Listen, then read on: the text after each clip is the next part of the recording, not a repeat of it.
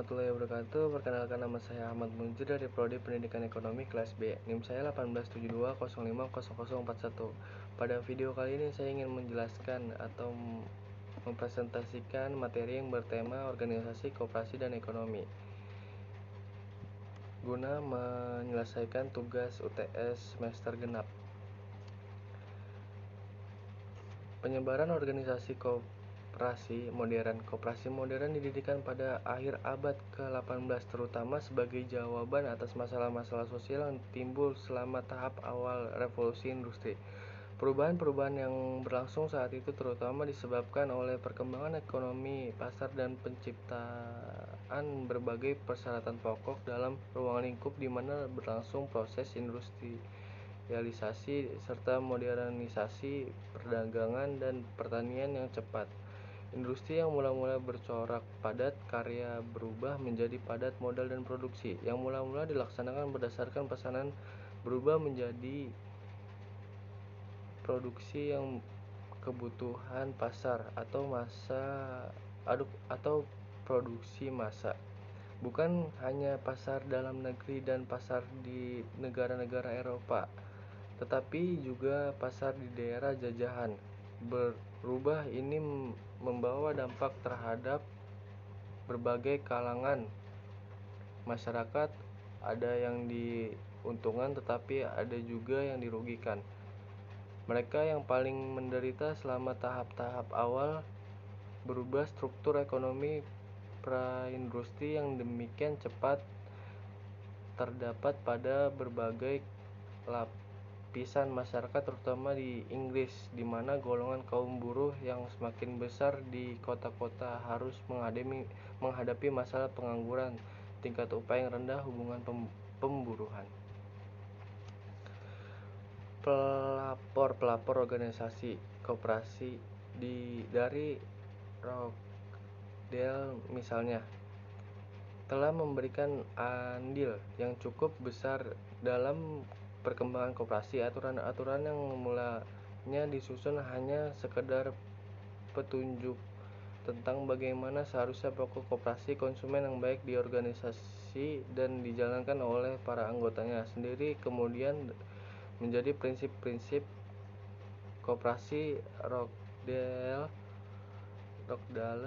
yang dijadikan pasar kegiatan oleh berbagai koperasi dunia. Prinsip-prinsip tersebut adalah A. Keanggotaan yang bersifat terbuka, dengan kata lain open membership and voluntary.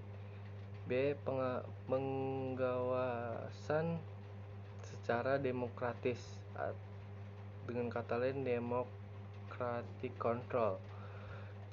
Dan C. Bunga yang terbatas atas modal, dengan kata lain limited interest of capital. D. Pembagian SHU yang sesuai dengan jasa anggota, dengan kata lain proportional distribution of surplus. E. Penjualan dilakukan sesuai dengan harga pasar yang berlaku secara tunai, dengan kata lain trading in cash. F. Tidak ada diskriminasi berdasarkan ras, suku, agama, dan politik, dengan kata lain political, racial, religion neutrality. G. Barang-barang yang dijual harus merupakan barang-barang yang asli, tidak rusak atau tidak palsu, dengan kata lain adulterated goods forbidden to sell. H. Pendidikan terhadap anggota secara berkesinambungan, dengan kata lain promotion of education. Ruang lingkup koperasi. Ekonomi koperasi membahas tentang peranan ilmu ekonomi dalam pengamanan koperasi.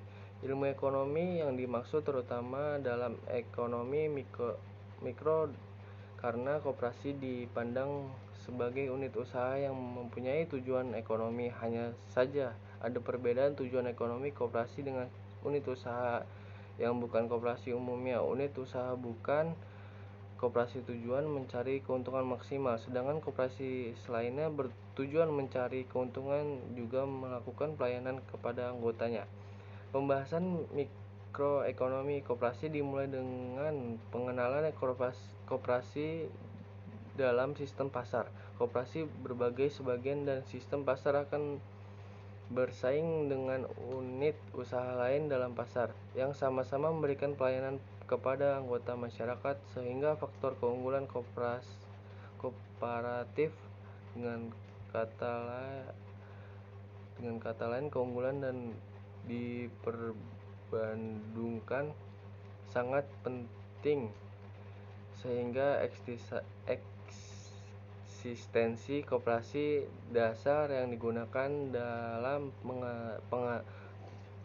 mengetahui keunggulan bersaing dan efisiensi usaha. Artinya hanya unit usaha mempunyai tingkat efisiensi tertinggi yang mempunyai keunggulan bersaing dalam sistem pasar yang demikian luas. Baik, itu saja yang bisa saya presentasikan pada video kali ini. Kurangnya lebihnya mohon maaf. Apabila ada tutur kata yang kurang atau salah, terima kasih saya ucapkan. Wassalamualaikum warahmatullahi wabarakatuh.